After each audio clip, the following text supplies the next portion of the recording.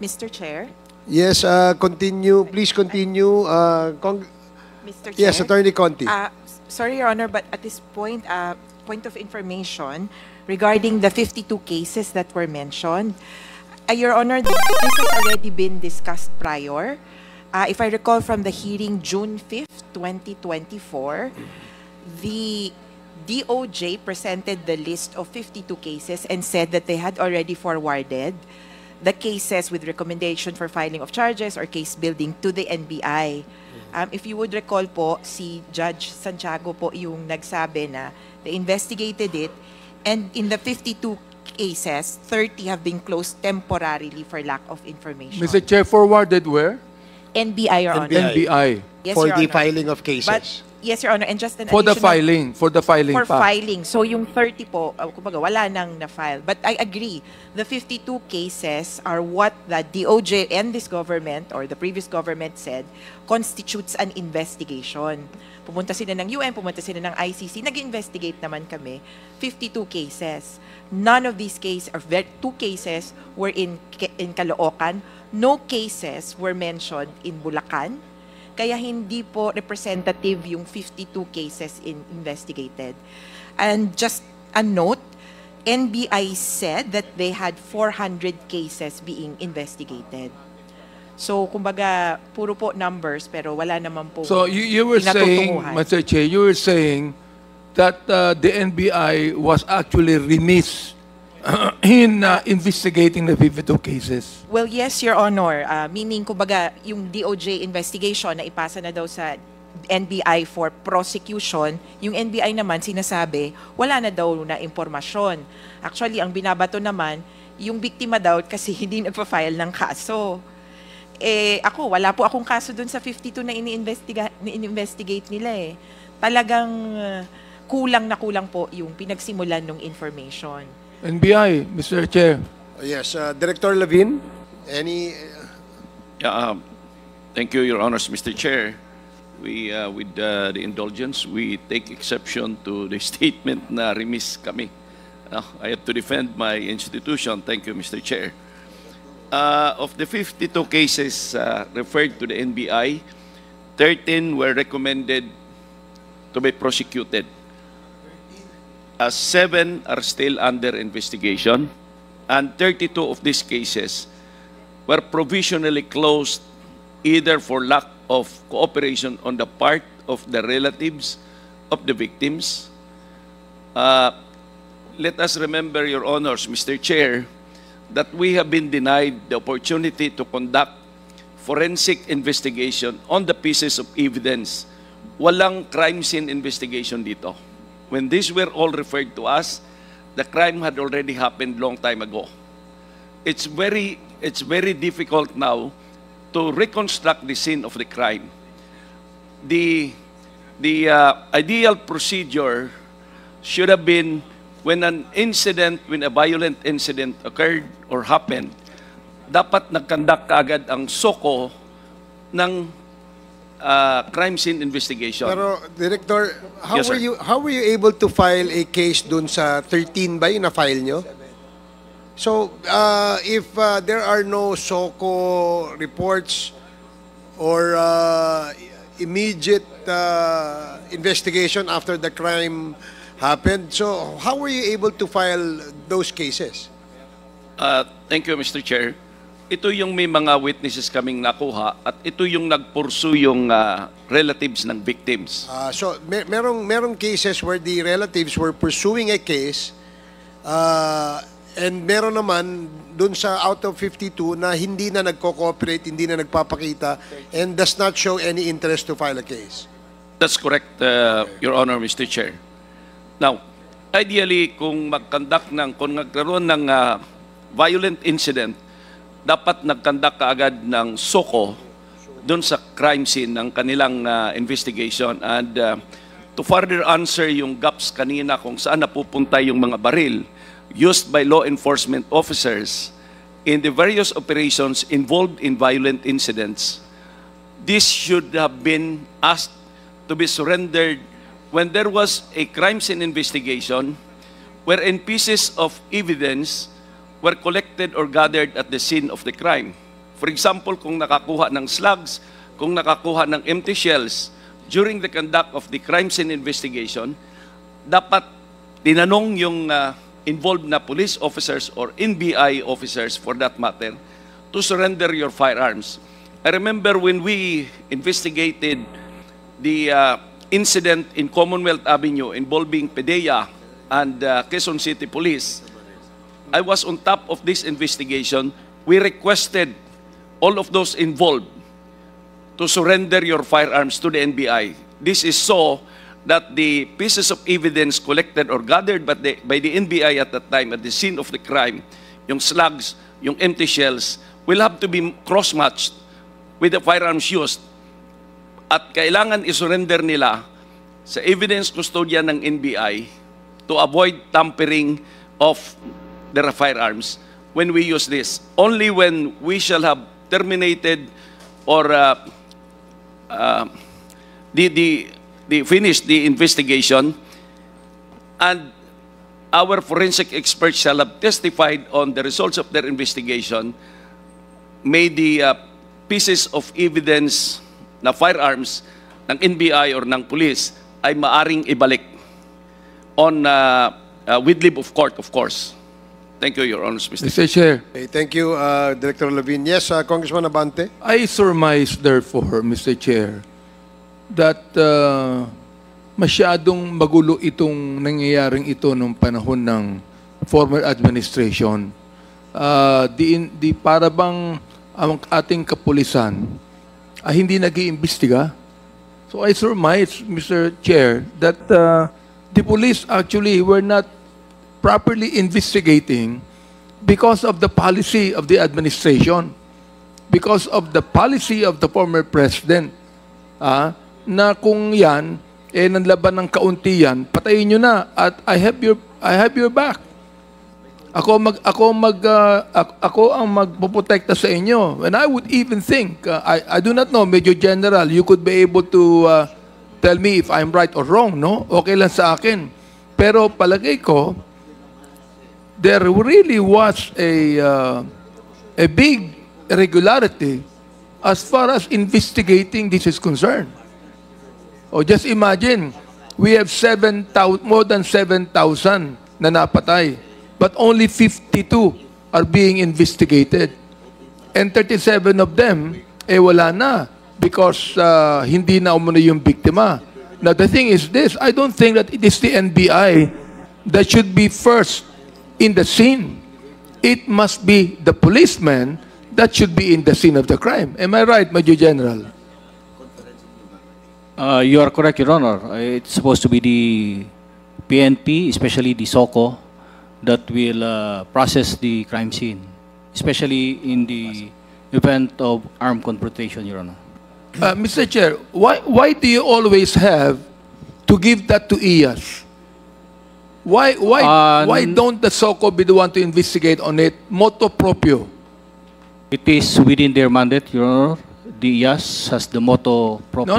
No. It's not the mandate of the IAS is to investigate an administrative case. Of course, kasama yung criminal dun eh. Pero still, the IAS should be independent from the Philippine National Police. Therefore, the Philippine National Police must also conduct their own investigation on the matter. Am I right, Major General? That's correct, Your Honor. As I have mentioned, it is being part of the SOCO operations. And as I have mentioned, once an irregularity has been found based on the processing, corresponding actions is also being recommended, Your Honor. Mr. Chair. Yes, are you done, Congressman Abante? So, Congressman Acop, you're recognized. Thank you, Mr. Chair. General Salvador, may I know the basis why IAS should be the one to investigate incidents involving police officers where firearms are used? It's not, as I have mentioned, Your Honor, it's also their mandate independently. But as I mentioned also that... Could you please state to this body, ano po yung mandate na sinasabi po ninyo? It's the motu proprio investigation, especially if the case involves the use of firearms. And Is that provided for by any law? it is within the disciplinary machinery or 6975, Your Honor. Administrative cases, I will agree with you. Di ba? Kasi, Opo, nasa batas po, Your Honor. I do not know. That's why I'm asking, because during our time, the agency that investigates these events or these incidents would be the CIDG. Why? Because when these incidents happen, there are two aspects. Dalawang kaso eh. Administrative at saka criminal. Now, is the IAS equipped to conduct criminal investigation? It is, Please answer my question first. Is the IAS equipped or does it have the capacity to conduct criminal investigation? I believe so, Your Honor. Oh, On the basis of the findings of every... the IAS is basically an agency which investigates the administrative aspect of this issue. Would you agree with that? Yes, Your Honor, but Yes. as I have mentioned, Kaya nga they can always sinasabi recommend. Sinasabi kanina na Mr. Sarmenta na grave neglect of duty na yung one eh. That is administrative offense. Pero ano yung criminal offense na final ninyo? I have been consistent with my response, Your Honor, because Hindi ko this naman is- sinasabi na hindi ka consistent. Ang question ko, yung sagot mo. Kasi, hindi ba't sabi ko, you give me the basis why IAS is supposed to conduct this kind of investigations. When in fact, I know na yung IAS, administrative aspect lang ng kaso, ang trabaho nila. The criminal aspect is with CIDG, which is capacitated to do the criminal investigation. Kasi iba yung administrative investigation at saka criminal investigation. Doon pa lang sa evidence that is required, magkaiba na yung dalawa eh. So, how can you tell me that the IAS is capacitated to conduct criminal investigation? Well, You tell me, what is that mandate that you are telling me? So that I will be convinced. it is, they have the powers to file appropriate criminal cases against PNP members because before the court as evidence warrants and assist in the prosecution of the case. Tulad nung binabanggit namin, Your Honor, wala silang pinagkaiba sa investigator on case na kung may mga ebidensya on the basis of findings of the SOCO, Doon sa kaso na sinasabi ni Mr. Sarmenta, ano po yung criminal case na na-file? well, we will have to check on the record, Your Honor, for a while. Yan nga yung sinasabi ko eh. I believe that they are telling us as to the specific case, Your Honor. Meron po bang criminal case, Mr. Sarmenta, na final? There was a case in the Ombudsman po. The ES case po is NES NMP PCI 180054, which is basically a series of grave neglect of duty on Colonel Lito Patay, the QCPD Administrative. station. And then on the policeman involved, grave neglect of duty, grave misconduct, and conduct unbecoming. Those are all administrative cases, which is under the jurisdiction of the Ombudsman. Both criminal and administrative. There was a separate filing at the Ombudsman po initiated by the CHR, OMBPC 180092. This is for murder. And it was dismissed by the Ombudsman. Yan yung criminal aspect. Yun nga yung sinasabi ko eh. Ang nangyayari, General Salvador, administrative aspect lang or administrative cases lang, fina-file ng IAS. Why? Because it's their mandate. But, Your Honor, they are also not prevented to file the criminal I would case. agree with you. Yes. But supposing I will ask you to give to this committee or submit to this committee ano yung mga cases na involved sa extrajudicial killings na na-file ng criminal case by IAS. to prove your point. We will wait for the IAS to respond to that, Your Honor. Yes. And that is why, Mr. Chair, may I move that we invite the Director of IAS in the next hearing para masettle tong issue nito? Okay, there's a motion to invite the head of the IAS. Second, And duly seconded. Any objection? Hearing none, the said motion is now approved. Mr. Chair, I also would like to inform the body, especially our, I like Attorney Conti and Mr. Meta, that this morning, the Committee on Appropriations already approved, no? The Committee on Human Rights was the first one who approved that. But today, already approved the CHR charter. Oo. Now, Mr. Chair, I think that there should not only be a review of these cases, there ought to be a reinvestigation of these cases, Mr. Chair. Would that be the kind of mandate the Philippine National Police also has? Because the thing is, yung mga investigation ginawa on the last administration were actually wala eh. Wala nangyari. So, I'd like to ask Major General Salvador, would you agree that all of those victims of the extrajudicial killings, more than 7,000 of them or more, should be reinvestigated further? Major General. Yes, Your Honor, it's possible for investigation. Therefore, Mr. Chair, if it's possible, then I would strongly suggest that these victims should be reinvestigated so that the proper charges in court should be filed. Mr. Chair. Mayor General, would you please answer? Yes, Your Honor. It's a matter of the inventory of cases, and I believe it will be coinciding with the cases of the Internal Affairs Service. Attorney Conti, may tanong lang ako, Mr. Chair, tanong lang ako, Attorney Conti, no? Considering yung mga present situation before, during the time nung last administration, and kanina sinabi ni NBI Director that nahirapan silang i-pursue yung mga cases because of a lot of different factors.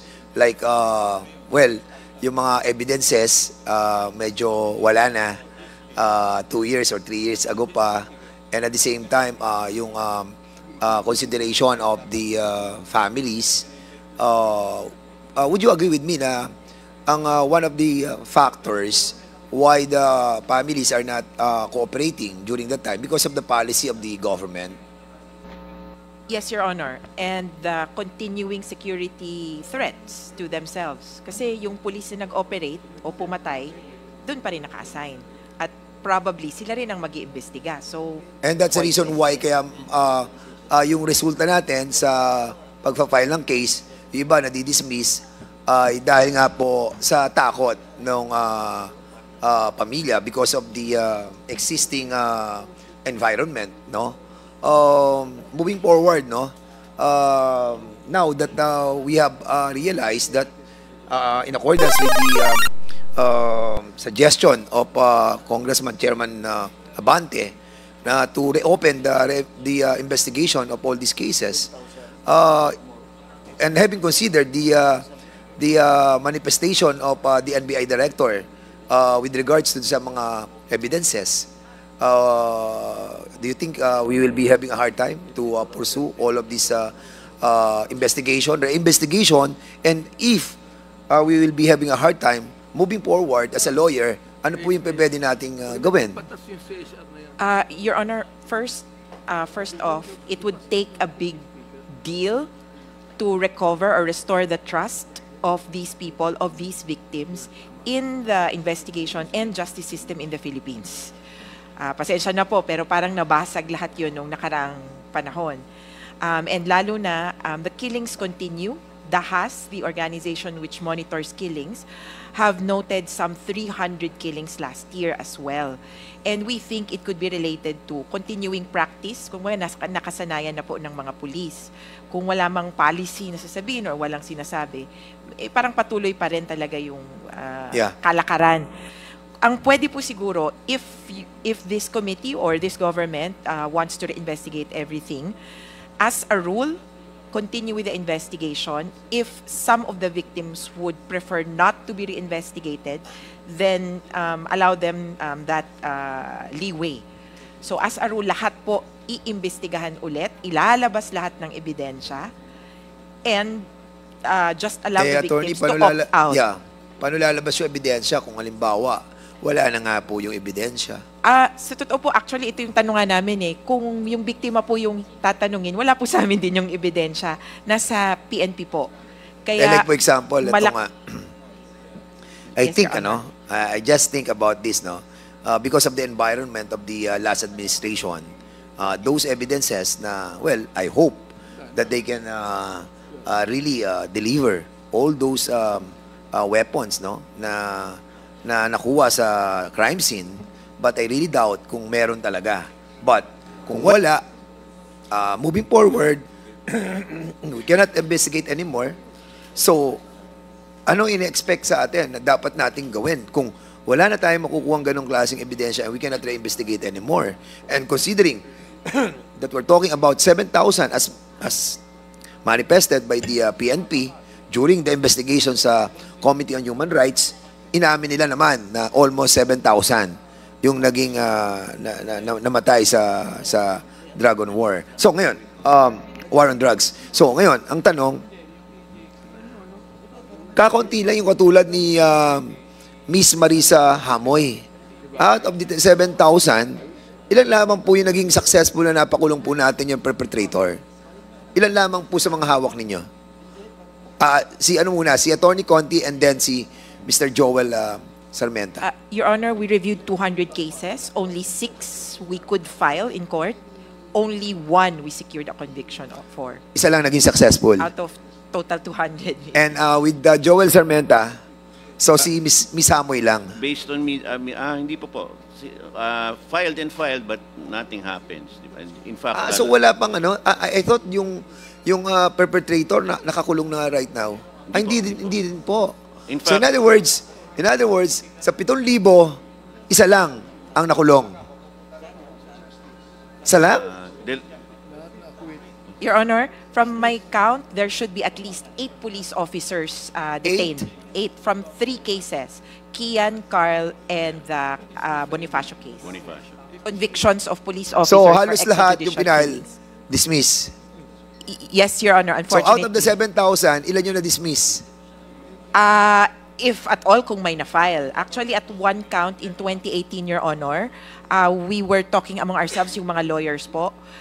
A handful of cases lang ang na-file namin between NUPL, FLAG, Ideals, some law groups, and even NBI and PAW. Binilang na po namin, ang bilang namin, 18 to 20 cases ang nakasampa na parang offensive, counter-offensive, kaso patungkol dun sa pagpatay. Yung iba pong kasong tinutukoy, kunyari, kaso na kinaso dun sa pinatay or nakasurvive. Do you really, sige, Mr. Joel Sarmenta. Sorry, sir.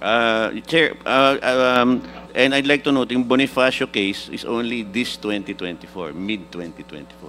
So it's very recent.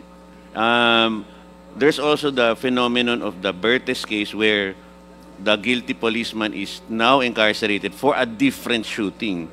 And in fact, the RTC of Pasay still has to be really pushed to reopen that case and really start prosecuting him. I hope you guys know na hindi tayo mawala ng pag-asa. No? The reason why I'm trying to tell this is because of the reality. Na katulad na sinabi ni NBI Director na talagang pag wala na ebidensya, it's hard to re-investigate.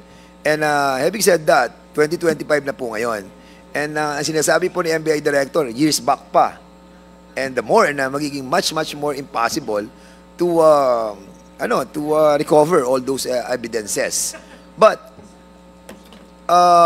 mahirap naman pong bitawan na yung mga pamilya ng biktima.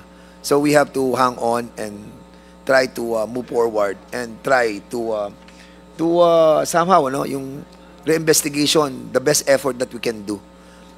Siguro, Mr. Chairman, medyo nasadin ako ngayon. Hindi na sana ako magtatanong. Pero parang naisip ko, out of the 7,000, ilan ba talagang naging successful? So ngayon, parang lumalabas na isa o dalawa lamang. Talagang nakakalungkot na yan. Talagang medyo this government, the present government, must do something to give justice to those families sa biktima. Yun lamang po, Mr. Chairman. At halinawa ay magkaroon talaga ng resolve ang ating pong national government, no? Mr. Especially Chair. DOJ Chairman. and the Office of the President. Mr. Chair. Mr. Chair. I give way to Congressman sige. Paduano, Mr. Chair. Okay, Congressman Paduano, you're recognized. Thank you, Mr. Chairman. Salamat po. At least nakinig naman. Medyo nakinig din na pinagbigyan tayo ng pagkakataon na magsalita. Jen, before you recognize Chairman, General Salvador, Mr. Chairman, ganito lang po. I've heard about this statement coming from Mr. Sermenta. Sir, you mentioned about the representation of our country through the former DOJ Secretary on the International Human Rights Conference during the time. Being represented by Human Rights. If I'm UN mistaken, Human Rights. in Geneva. In Geneva, which was represented by the then DOJ Secretary Guevara, di ba? Medyo makalimutin na kasi itong si Chairman Abante siguro.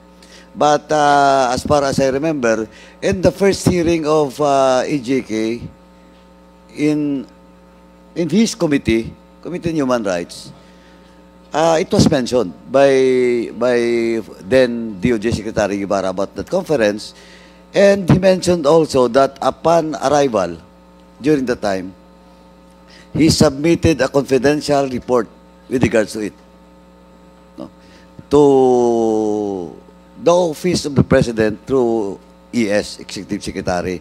Now, as far as I remember during the time when I asked him about the document, confidential document, I directly asked him if the committee or the Congress can ask the Executive Department to give us a copy of that confidential. Now, sabi niya, of course, the Office of the President through the ES will invoke executive privilege, etc., etc. But sabi ko nga sa kanya, what if?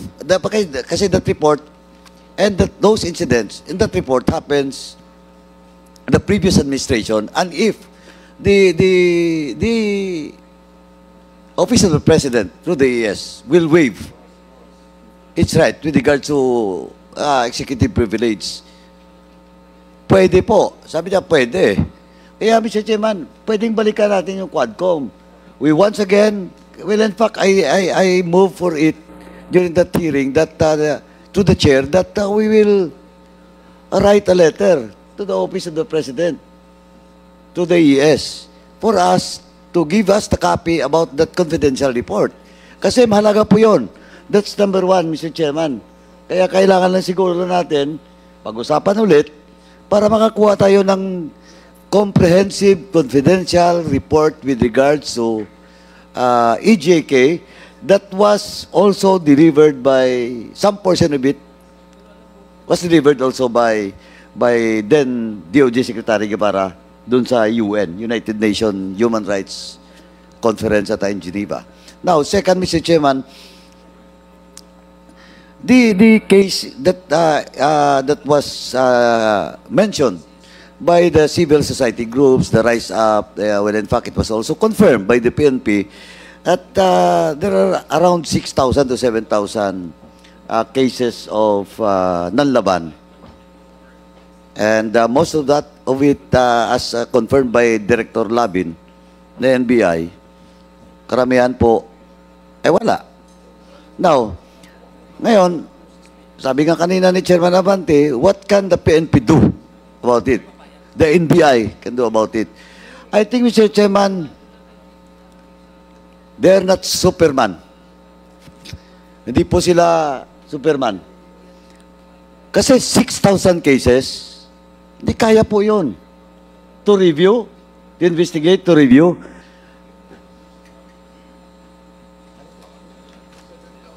Yes, sabi natin 7,000. Kahit sabi ko nga kanina kay Chairman Barbers, kahit 2,000 o 3,000 na lang. Abutin lang po to be honest and candid about it. Abutin lang po ng next at patapos ang administrasyon na to, hindi po ito matatapos. Sa totoo lang po. Because we also don't want, PNP is involved in this. Nanlaban. Then you give the PNP the responsibility to review it. Wala. Sigurado yon, diba? At same time, we will also do not want the organization of the PNP will focus on this. Marami pa po silang trabaho. Now, ganon din pong NBI. Pag binigay mo to yung 7,000 sa NBI, wala. Especially the statement coming from Attorney Lavin na out of the 52, 13 only because some relatives of the victims are not anymore interested. They are not cooperating. Walang evidence, etc. etc. Walang mangyari. Kahit anong motion natin dito, every hearing, i-move natin, walang mangyari dito. Now, kaya nag-usap kami kanina ni Chairman Barbers, if the committee or my co-chairs, and of course, the lead chair, Chairman Barbers, will join me, siguro dun sa committee report or partial committee report na ilalabas natin, we will ask the executive department to create na super body or a commission to concentrate and investigate para yung mga agencies natin hindi magka-problema sa trabaho nila. Siguro may representative kami from the PNP doon sa commission na yon, pero dapat ito this will result for a very fair, honest, and truthful result. Doon po sa sinasabi nating mga 7,000 cases of nanlaban. Para at least magiging yung question of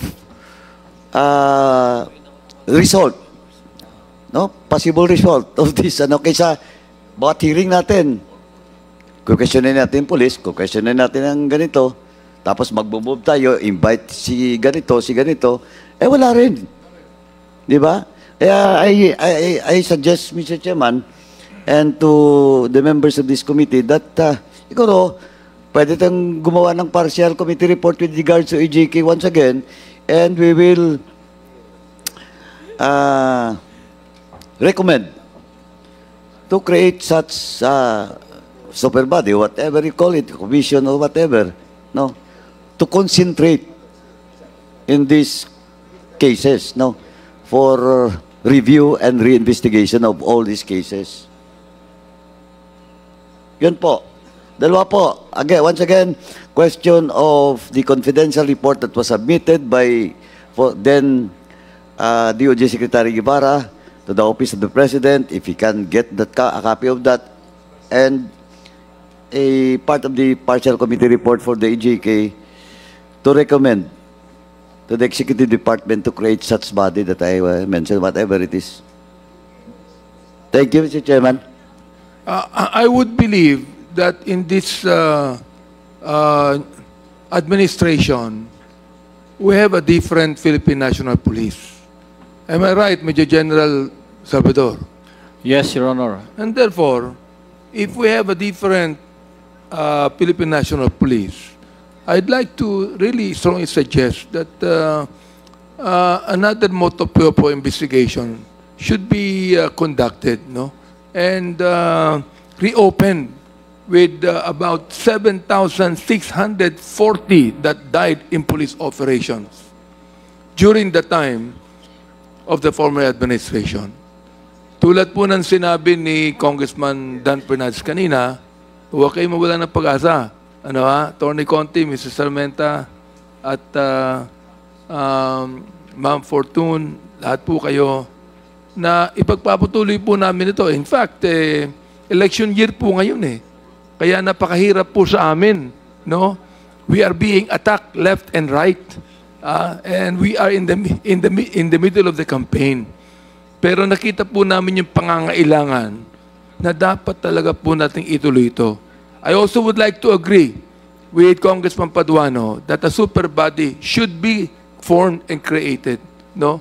Para patuloy ang investigasyong ito kahit na po mag-end ang 19th Congress. Well, we would like also to recognize Reverend Noel.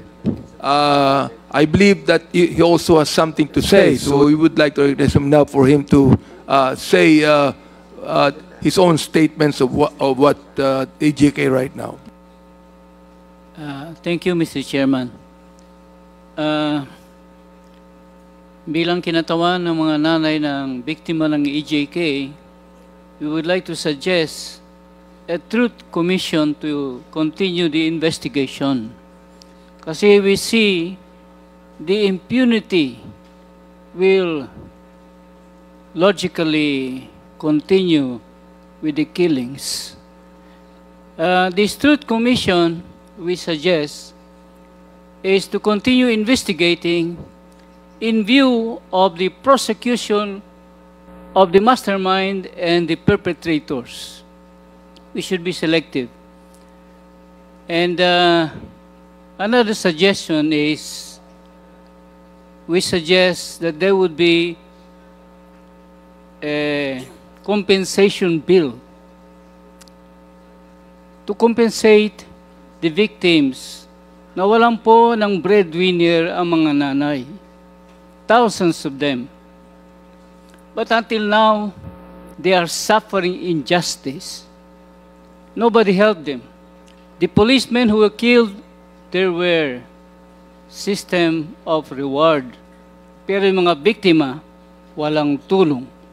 That's why we would like to request, if there would be, if it is contemplated that there would be a compensation bill na bigyan ng scholarship yung mga anak ng victims or kabuhayan or dissenting bahay para matulungan sila. And then, finally, security. Hanggang ngayon may mga threats pa rin ng mga victims. Yun lang po. Maraming salamat po, Reverend Noel. No? Maganda po yung sinabi ninyo. In fact, nung iniimbestigahan po itong sinimulan natin sa Committee on Human Rights, ay napag-usapan na po yung Truth Commission. Ngayon po ito'y inulit ni Congressman Paduano na magkaroon tayo ng super body to actually investigate on this. At ito ay iniisip na namin, at hayaan nyo, Reverend Noel, pag-uusapan po namin ito ng Quadcom tungkol po sa Truth Commission sapagkat nais po nating ipagpatuloy itong investigasyon na ito sa EJK kahit na po matapos ang kongresong ito. Sapagkat June 30 po, bago ng kongreso, 20th Congress na. Oo. At nais ko sana, kahit na po bago ang may bago ng kongreso, na kaming dalawa na lang po ni Congressman ako ang may iiwan, may pagpapatuloy po namin itong Quadcom na ito. Pero between that, siguro po before we actually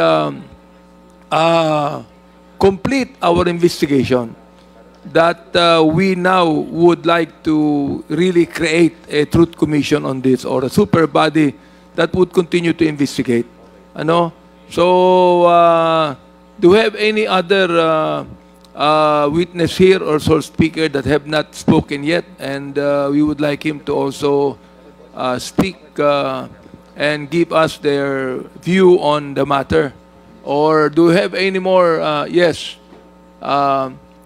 So we have Congressman Adjong. Yes, because you have been speaking for so long. Yeah, so, the chair would like to... I was acting as the chairman. I had my Because name listed as you one have of the been speaking in the phone for too long.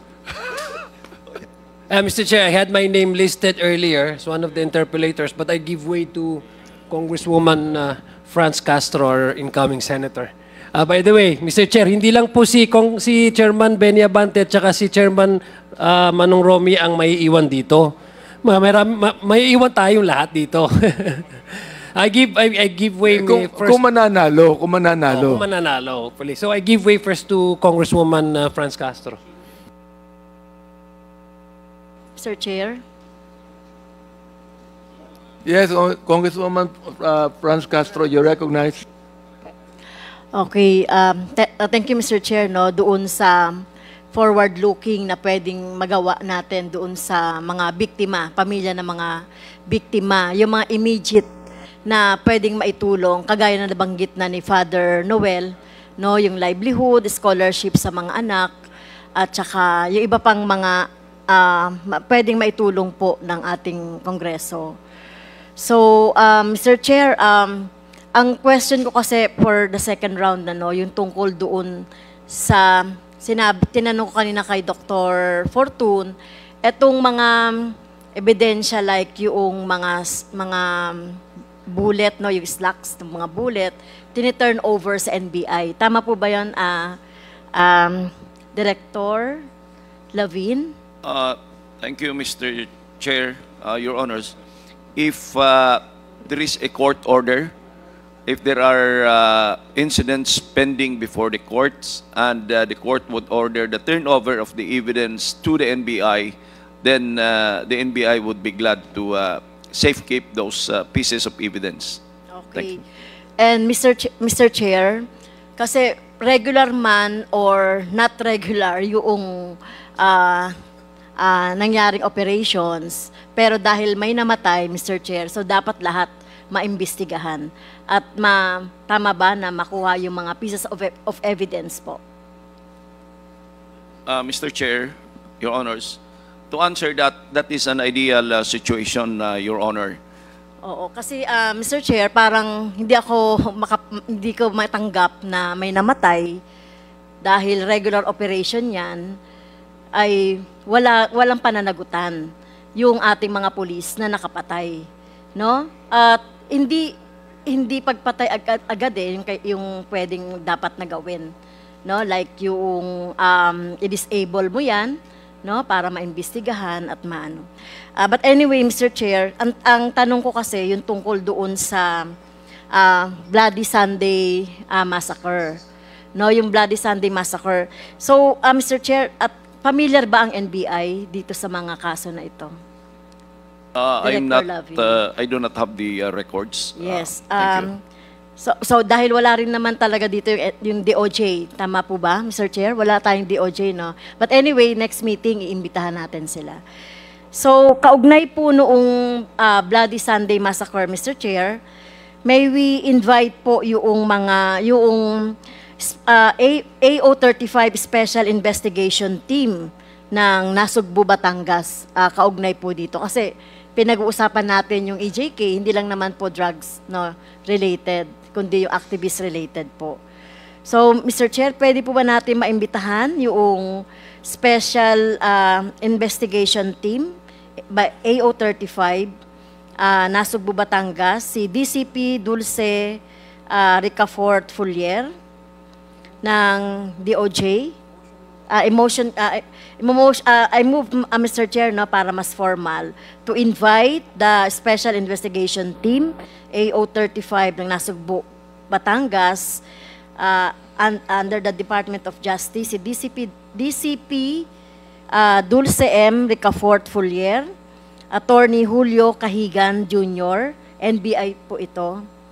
Tapos si Wilfredo Umaming, Investigation Agent, Riv Marlo Arturo Gotisan, Investigation Agent, Roger Siblangan Jr., Investigation Agent, and Sulikha Marie Conales, Investigation Agent, at Prosecution Attorney Jumila May Fugaban, Mr.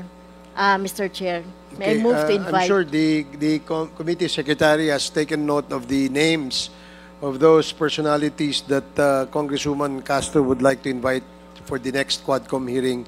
So, Comsec, please make sure that they will be given invitations. Thank you, Congresswoman Castro. Mr. Chair, related din po doon sa tanong ko lang po kung na-imbestigahan din po na-invite na-invite po yung minotion po ni Representative Arlene Brosas po na dapat na-imbitahan ng mga pulis.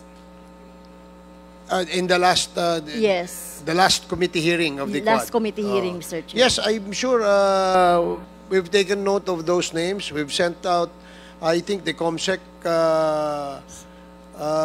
did not send the invitation for today's committee hearing, Okay, but maybe next. in the next. Okay.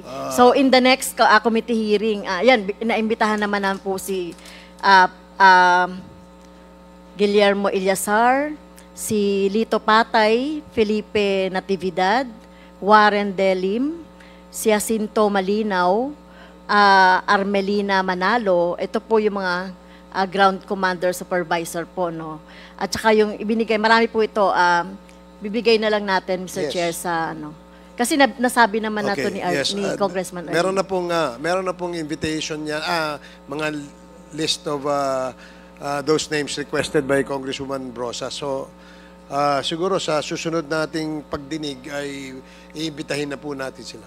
Okay, thank you, Mr. Chair. Okay, thank you.